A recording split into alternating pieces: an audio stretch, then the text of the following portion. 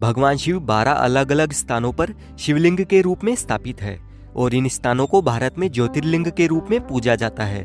पुराणों में कहा गया है कि जब तक महादेव के इन 12 ज्योतिर्लिंगों के दर्शन नहीं कर लेते, आपका आध्यात्मिक जीवन पूर्ण नहीं हो सकता। हिंदू मान्यता के अनुसार ज्योतिर्लिंग कोई सामान्य शिवलिंग नहीं होते हैं।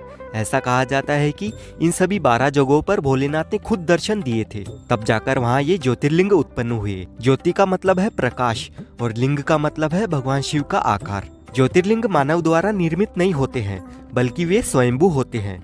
शिवलिंग कई हो सकते हैं, लेकिन ज्योतिर्लिंग केवल 12 है और ये भारत के हर हिस्से में मौजूद है। शिव पुराण के मुताबिक भारत में 64 मूल ज्योतिर्लिंग मौजूद है।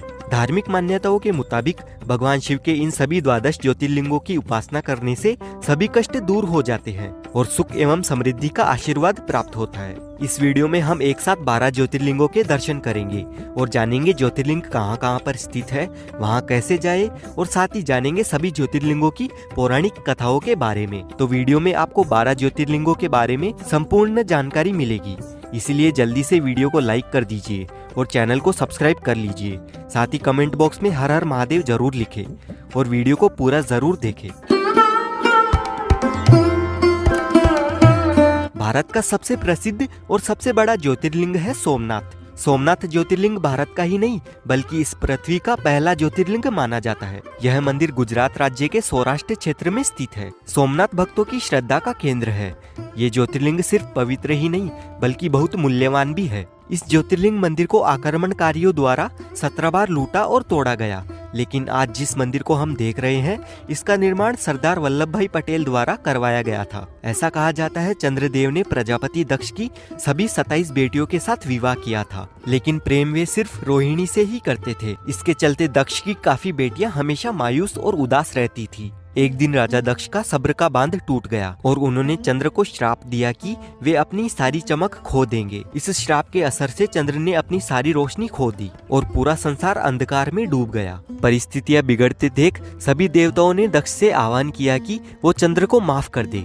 काफी प्रयासों के बाद दक्ष ने कहा अगर चंद्र भगवान शिव की कठोर तपस्या करेंगे तो उनको अपना प्रकाश पुनः वापस हासिल हो जाएगा। इसके तुरंत बाद चंद्र ने घोर तपस्या की, जिसके चलते भोलेनाथ प्रसन्न हुए और उन्होंने चंद्र को उनका प्रकाश वापस लौटा दिया। यहीं से स्थापना हुई पहले ज्योतिर्लिंग सोमनाथ की। सोमनाथ मंदिर के बारे में और जानकारी के लिए मैंने ऑलरेडी स्पेशल वीडियो बनाई है। आप चाहो तो यहाँ पर क्लिक करके इस वीडियो को भी देख सकते हैं। मल्लिकार्जुन ज्योतिर्लिंग आंध्र प्रदेश के कृष्णा नदी के तट पर श्रीशैलम नाम के पर्वत पर स्थित है। ये देश का दूसरा प्रसिद्ध ज्योतिर्लिंग है। इस मंदिर का महत्व भगवान शिव के कैलाश पर्वत के समान माना जाता है। अनेक धार्मिक शास्त्र यहाँ के धार्मिक और पौराणिक महत्व की व्याख्या करते हैं। कहते हैं कि इस ज्योतिर्लिंग के दर्शन करने मात्र से ही व्यक्ति को उसके सभी पापों से मुक्ति मिल जाती है। एक पौराणिक कथा के अनुसार जहाँ पर यह ज्योतिर्लिंग है, उस पर्वत पर आकर शिव जी का पूजन करने से व्यक्ति को अश्वमेध यज्ञ के समान पुण्य के फल प्राप्त होते हैं। इस ज्योतिर्लिंग की कहानी इस प्रकार है। प्राचीन काल में बताया जाता है कि एक बार माता पार्वती और भगवान शिव भी दुविधा में फंस गए थे। दोनों इस बात का निर्णय नहीं कर पा रहे थे कि पहले शादी गणेश की हो या कार्तिकेय की। फिर दोनों ने मिलकर एक प्रतियोगिता आयोजित की। इसके अनुसार गणेश और कार्तिकेय में जो भी सबसे पहले जल्दी पूरी धरती का चक्कर लगाकर आएगा, उसकी शादी पहले करवा दी जाएगी। इसके तुरंत बाद भ्रमण के लिए कार्तिकेय अपने मोर पर निकल पड़े। वहीं गणेश ने माता पार्वती और शिव के इर्द गिर्द एक चक्कर लगा लिया। माता पिता के पूछे जाने पर गणेश ने बोला कि उनके लिए माता पिता ही संसार है, इसलिए उन्होंने उनका चक्कर लगा लिया। ये सुन माता पार्वती और भगवान शिव इतने प्रसन्न हुए कि उन्होंने गणेश जी का विवाह विश्वरूप की दोनों बेटियां रिद्धि और सिद्धि के साथ करवा दिया। यह देख कार्तिकेय को बहुत बुरा लगा और उन्होंने निर्णय किया कि वो कभी भी शादी नहीं करेंगे। इसके बाद वे श्रीशैलम पहाड़ की तरफ निकल पड़े, अपनी आगे की जिंदगी वहीं व्यतीत करने के लिए। जब माता पार्वती और शिव को इसके बारे में जानकारी मिली तो वो दोनों उनसे मिलने पहुंच गए। माता पार्वती उनसे पूर्णिमा के दिन मिली, वहीं भगवान शिव उनसे अमावस्या के दिन मिलने पहुंचे। इस तरीके से स्थापना हुई मल्लिकार्जुन ज्योतिर्लिंग की। यहाँ दर्शन करने आने के लिए आपको हैदराबाद से डायरेक्ट बसेस मिल जाएगी।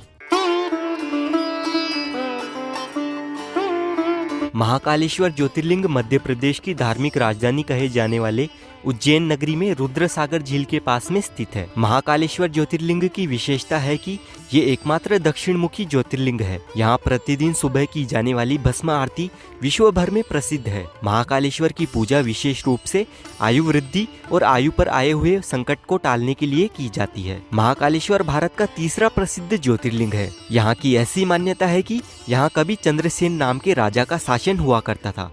वो भगवान शिव के बहुत बड़े भक्त थे और वहाँ की प्रजा भी महादेव को पूजती थी।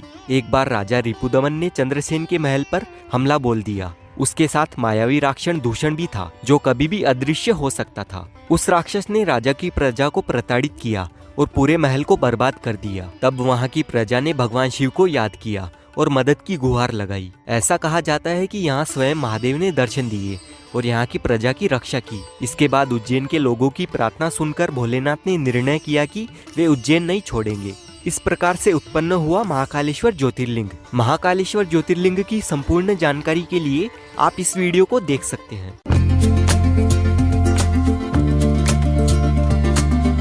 ओमकारेश्वर ज्योतिर्लिंग मध्य प्रदेश के प्रसिद्ध शहर इंदौर से 80 किलोमीटर के डिस्टेंस पर लोकेटेड है। जिस स्थान पर ओमकारेश्वर ज्योतिर्लिंग स्थित है उस स्थान पर नर्मदा नदी बहती है और पहाड़ी के चारों ओर नदी बहने से यहाँ ओम आकार का द्वीप बनता है, जिसे शिवपुरी द्वीप के नाम से जाना जाता है। पुराणों के मुताबिक यहाँ पर एक बार देवताओं और असुरों के बीच में युद्ध हुआ, जिसमें असुरों ने देवताओं को परास्त कर दिया। इसके बाद सभी देवताओं ने भगवान भोलेनाथ से प्रार्थना की कि वो यहाँ आए और उनकी रक्षा करे। देवताओं की गुहार स्वीकार करते हुए भगवान शिव यहाँ आए और उन्होंने राक्षसों का संहार किया। इस प्रकार से ओमकारेश्वर ज्योतिर्लिंग की स्थापना हुई। ओमकारेश्वर ज्योतिर्लिंग दर्शन का भी मैंने कंप्लीट डिटेल के साथ में वीडियो बनाया है। अधिक जानकारी के लिए आप इस वीडियो को भी देख सकते हैं। श्री वेदनाथ ज्योतिर्लिंग का समस्त ज्योतिर्लिंगों की गणना में 5वां स्थान आता है। भगवान श्री वेदनाथ ज्योतिर्लिंग का मंदिर जिस स्थान पर स्थित है उसे वेदनाथ धाम कहा जाता है। यह स्थान झारखंड प्रांत, पूर्व में बिहार प्रांत के संताल परगना में दुमका नामक जनपद में पड़ता है। यह एकमात्र ऐसा ज्योतिर्लिंग है जहाँ पर 7 में 51 शक्तिपीठों में से एक शक्तिपीठ भी मौजूद है। यहाँ की ऐसी मान्यता है कि यहाँ पूजा करने से सभी कष्टों का निवारण हो जाता है। इस ज्योतिर्लिंग की कहानी महान पंडित और राक्षस रावण से जुड़ी हुई है। ऐसा कहा जाता है कि एक बार दशानन हिमालय पर भगवान शिव की बहुत कठोर तपस्या कर रहा था। वो अपने सभी सिर एक एक करके भगवान शिव को अर्पित किए जा रहा था। जैसे ही वो अपना 9वां सिर भेंट करने लगा तभी महादेव प्रकट हुए और रावण से कोई भी वरदान मांगने के लिए कहा।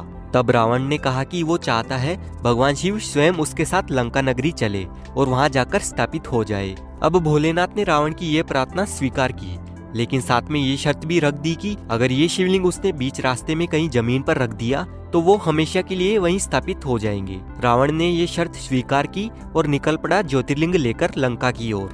भगवान शिव के इस निर्णय से देवता बहुत दुखी और चिंतित थे, क्योंकि वे भोलेनाथ को लंका जाते हुए नहीं देख सकते थे। फिर सभी देवता विष्णु जी के पास गए और उनसे समाधान निकालने की गुहार लगाई। ऐसा कहा जाता है कि तब भगवान विष्णु ने ऐसी लीला रची कि बीच रास्ते में रावण को लघु शंका आई और वो शिवलिंग एक ग्वाले को सौंपकर चला गया। परंतु उस ग्वाले ने शिवलिंग को वहीं जमीन पर रख दिया और शर्त अनुसार वो शिवलिंग वहीं स्थापित हो गया। कहते हैं कि ग्वाले के रूप में स्वयं भगवान विष्णु आए थे ये लीला रचने के लिए। देवघर धाम बाई ट्रेन आने के लिए लगभग 3 किलोमीटर की दूरी पर मुख्य देवघर स्टेशन बना हुआ है। वहीं बाई रोड बस के माध्यम से आने के लिए सबसे पास का bus stand Deoghar bus stand है, जो बैद्यनाथ धाम मंदिर से महज 2 किलोमीटर दूर है। झारखंड राज्य सड़क परिवहन निगम लिमिटेड, पश्चिम बंगाल राज्य सड़क परिवहन निगम लिमिटेड समेत कई प्राइवेट बसें यहाँ के लिए रोजाना चलती है। खासतौर से पटना, गया और रांची से देवघर के लिए नियमित रूप से बसें यहाँ के लिए चलती है। भीमाशंकर ज्योतिर्लिंग महाराष्ट्र के पुणे जिले में सह्याद्री नामक पर्वत पर स्थित है। भीमाशंकर ज्योतिर्लिंग को मोटेश्वर महादेव के नाम से भी जाना जाता है। जो भक्त श्रद्धा भाव से इस मंदिर में प्रतिदिन सुबह सूर्य निकलने के बाद दर्शन करता है, उसके 7 जन्मों के पाप दूर हो जाते हैं तथा उसके लिए स्वर्ग के द्वार खुल जाते हैं। इस ज्योतिर्लिंग की कथा जुड़ी हुई है कुंभकर्ण के पुत्र भीम से। ऐसा कहा जाता है कि जब भीम को ये पता चला कि उसके पिता को भगवान विष्णु ने राम अवतार लेकर मौत के घाट उतारा था, वो उस बात से बहुत क्रोधित हुआ और उसने बदला लेने की ठानी। भीम ने खुद पर अत्याचार किए और कठोर तप किया, जिसके चलते ब्रह्मा जी प्रसन्न हुए और उसे उसकी इच्छा अनुसार काफी सारी दिव्य शक्तियां प्रदान की। वरदान प्राप्ति के तुरंत बाद भीम ने पूरी धरती का सर्वनाश करना शुरू कर दिया। उसने भगवान शिव के परम भक्त से भी युद्ध किया और उसे सलाखों के पीछे डाल दिया। धरती पर ये अत्याचार देख सभी देवता काफी परेशान और विचलित हो गए। उन्होंने भगवान शिव से प्रार्थना की कि वे इस राक्षस का संहार करें। तब महादेव और भीम के बीच में भीषण युद्ध हुआ और महादेव ने उसे धूल चटा दी। तब सभी देवतागण के आग्रह पर वे वहीं रह गए और उनको मिल गया नया नाम भीमाशंकर। मान्यता तो ये भी है कि जो पसीना भगवान शिव का युद्ध के समय जमीन पर गिरा था, उसी की वजह से यहाँ भीमा नदी उत्पन्न हुई थी। अगेन आप भीमाशंकर ज्योतिर्लिंग का कंप्लीट इन्फॉर्मेशन के साथ ये वीडियो देख सकते हैं। काशी विश्वनाथ ज्योतिर्लिंग उत्तर प्रदेश के काशी में स्थित है। काशी सभी धर्म स्थलों में से सबसे अधिक महत्व रखती है, इसीलिए सभी धर्म स्थलों में काशी का अत्यधिक महत्व माना जाता है। मान्यता है कि प्रलय आने पर भी यह स्थान जैसा का वैसा ही रहेगा। काशी की रक्षा के लिए भगवान शिव खुद अपने त्रिशूल पर काशी को धारण कर लेंगे और प्रलय के टल जाने पर काशी को उसके स्थान पर पुनः रख देंगे। वाराणसी के घाटों पर गंगा नदी के पास में स्थित होने के साथ ही यह विश्व प्रसिद्ध ज्योतिर्लिंग भी है। ऐसा कहा जाता है कि जो भी व्यक्ति अपने जीवन की आखिरी सांस यहाँ लेता है, उसे सीधे मोक्ष की प्राप्ति होती है। इस ज्योतिर्लिंग के विषय में एक नहीं बल्कि अनेक कथाएं चर्चा का केंद्र है। सबसे चर्चित कथा है ब्रह्मा जी और विष्णु जी के बीच में हुए मतभेद की। ऐसा कहा जाता है कि एक बार ब्रह्मा जी और विष्णु जी में इस बात पर बहस हो गई कि कौन ज्यादा बड़ा है। तब ब्रह्मा जी अपने वाहन पर निकलकर स्तंभ का ऊपरी भाग खोजने लगे, वहीं विष्णु जी चले गए निचला भाग खोजने के लिए। तभी उस स्तंभ में से प्रकाश निकला और महादेव जी प्रकट हुए। अब भगवान विष्णु तो अपने कार्य में असफल रहे, लेकिन ब्रह्मा जी ने झूठ बोला कि उन्होंने ऊपरी छोर खोज लिया। इस बात से भगवान शिव काफी क्रोधित हुए और उन्होंने ब्रह्मा जी को श्राप दिया कि अब उन्हें कोई भी नहीं पूजेगा। ऐसा कहा जाता है कि महादेव स्वयं यहाँ काशी विश्वनाथ ज्योतिर्लिंग के रूप में स्थापित हो गए।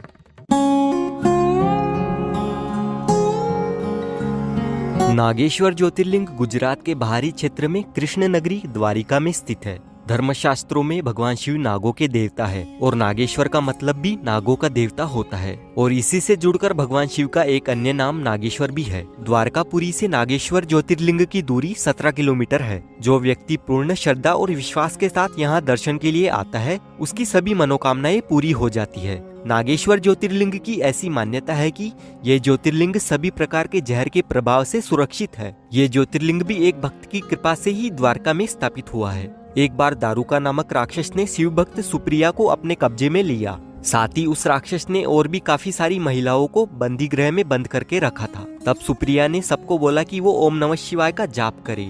जैसे ही दारुका को इस बात की भनक लगी, वो निकल पड़ा सुप्रिया को मारने के लिए, लेकिन तभी महादेव प्रकट हुए और उन्होंने उस दुष्ट राक्षस का संहार किया। इस प्रकार द्वारका की धरती पर नागेश्वर ज्योतिर्लिंग की स्थापना हुई। रामेश्वरम ज्योतिर्लिंग तमिलनाडु राज्य के रामनाथपुरम में स्थित है। भगवान शिव के 12 ज्योतिर्लिंगों में से एक होने के साथ साथ यह स्थान 4 धामों में से भी एक है।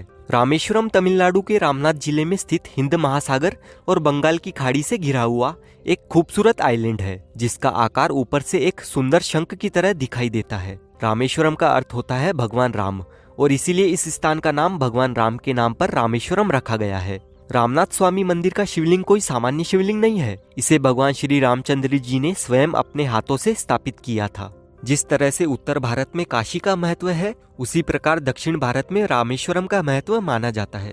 हर साल इस मंदिर में लाखों श्रद्धालु भगवान राम जी के द्वारा निर्मित रामेश्वरम ज्योतिर्लिंग के दर्शन करने आते हैं और महादेव जी का आशीर्वाद प्राप्त करते हैं। अपने वनवास काल के दौरान भगवान राम जब माता सीता की खोज करते हुए रामेश्वरम पहुंचे, तब भगवान राम ने मिट्टी से एक शिवलिंग का निर्माण किया और उसकी पूजा अर्चना की। उनकी पूजा से प्रसन्न होकर भोलेनाथ ने अपने दर्शन दिए और राम जी ने उनसे विजय होने का आशीर्वाद मांगा, जिससे वे अहंकारी रावण का वध कर सके। भगवान शिव ने उन्हें आशीर्वाद दिया और स्वयं वहां रामेश्वरम ज्योतिर्लिंग के रूप में स्थापित हो गए।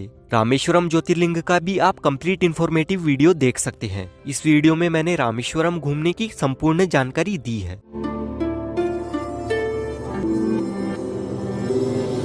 त्र्यंबकेश्वर ज्योतिर्लिंग गोदावरी नदी के करीब महाराष्ट्र के नासिक जिले में स्थित है। इस ज्योतिर्लिंग के सबसे अधिक निकट ब्रह्मागिरी नामक का पर्वत है। इसी पर्वत से गोदावरी नदी का उद्गम होता है। भगवान शिव का एक नाम त्र्यंबकेश्वर भी है। कहा जाता है कि भगवान शिव को गौतम ऋषि और गोदावरी नदी के आग्रह पर यहाँ ज्योतिर्लिंग के रूप में स्थापित होना पड़ा था। शिव पुराण के अनुसार एक बहुत ही प्रसिद्ध गौतम ऋषि हुआ करते थे। उनको भगवान वरुण से ये वरदान मिला था कि उनके पास कभी भी अनाज की कमी नहीं होगी। लेकिन दूसरे देवताओं को इस बात से जलन होने लगी, तो उन्होंने एक गाय को उनके खेतों में चरने के लिए छोड़ दिया। उस गाय को देख ऋषि ने गाय को मार दिया। बाद में उन्हें इस बात का दुख हुआ और उन्होंने भगवान शिव की आराधना की। तब महादेव ने गंगा देवी को कहा कि वे ऋषि के इलाके से होकर निकले, जिससे उनके सभी पाप धुल जाए। इस प्रकार से भगवान शिव नासिक में त्र्यंबकेश्वर ज्योतिर्लिंग के रूप में स्थापित हो गए। केदारनाथ ज्योतिर्लिंग उत्तराखंड में स्थित है। बाबा केदारनाथ का मंदिर बद्रीनाथ के मार्ग से होते हुए पड़ता है। केदारनाथ समुद्र तल से 3584 मीटर की ऊंचाई पर स्थित है। केदारनाथ का वर्णन स्कंद पुराण एवं शिव पुराण में भी मिलता है। यह तीर्थ भगवान शिव को अत्यंत प्रिय है। जिस प्रकार कैलाश का महत्व है, उसी प्रकार का महत्व शिव जी ने केदार क्षेत्र को भी दिया है। केदारनाथ चारों धाम में से सबसे प्रमुख धाम माना जाता है। भगवान शिव केदारनाथ में सदैव निवास करते हैं और जो भी यहाँ सच्ची श्रद्धा लेकर आता है, उसकी सभी मनोकामनाएं पूरी होती है। इस ज्योतिर्लिंग के सिलसिले में एक कथा काफी चर्चित है। ऐसा कहा जाता है भगवान ब्रह्मा के 2 पुत्र थे, नर और नारायण। इन दोनों ने द्वापर युग में कृष्ण और अर्जुन के रूप में जन्म लिया था। नर और नारायण भगवान भोलेनाथ के बड़े भक्त थे, इसीलिए उन्होंने बद्रीनाथ में एक स्वयं का शिवलिंग बनाया और उसके सामने बैठकर दोनों रोज घोर तपस्या किया करते थे। ऐसा कहा जाता है उस शिवलिंग में प्रतिदिन भगवान शिव दर्शन दिया करते थे। एक दिन भोलेनाथ उन दोनों बालकों से इतने प्रसन्न हुए कि उन्होंने दोनों से कहा कि वो कोई भी वरदान मांगे। तब दोनों ने कहा कि बस आप इस स्थान पर सदैव के लिए बस जाइए। भगवान शिव ने उनकी इच्छा पूरी की और इस प्रकार से केदारनाथ ज्योतिर्लिंग की स्थापना हुई। अगर आप केदारनाथ जाना चाहते हैं तो ये वाला वीडियो आप देख सकते हैं। इसमें आपको केदारनाथ जाने की कंप्लीट इन्फॉर्मेशन मिल जाएगी। कृष्णेश्वर ज्योतिर्लिंग मंदिर महाराष्ट्र के संभाजीनगर के समीप दौलताबाद के पास में स्थित है। इस ज्योतिर्लिंग को कृष्णेश्वर या गुष्मेश्वर के नाम से भी जाना जाता है। इसका निर्माण अहिल्याबाई होलकर द्वारा करवाया गया था। ऐसा कहा जाता है कि इस ज्योतिर्लिंग के तार जुड़े हुए हैं एक विवाहित जोड़े से। जी हाँ, ये कहानी है सुरदम और सुदेशा की। इस विवाहित जोड़े में सब कुछ बहुत अच्छा चल रहा था, बस दुख इस बात का था कि उनकी कोई संतान नहीं हो रही थी। तब सुदेशा ने निर्णय किया कि सुरदम की शादी उसकी बहन गुष्म से करवा दी जाए।